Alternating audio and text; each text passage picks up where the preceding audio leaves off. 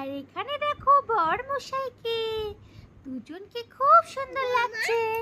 আর এখানে দেখো শাশুড়ি মাও বসে আছে।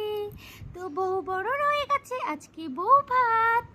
তো যাই হোক, আজকে হচ্ছে একটু মালা বদল হোক।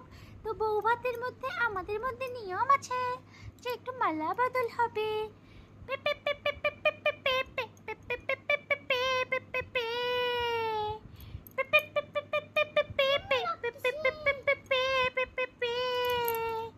যাই হোক, মালাগুলো থাকছে না, এখানে বিয়ে হচ্ছে। তোমরা সবাই বউ ভাতে খেতে এসো। টাটা বন্ধুরা, আজকের ভিডিওটা কেমন লাগলো কমেন্ট করো।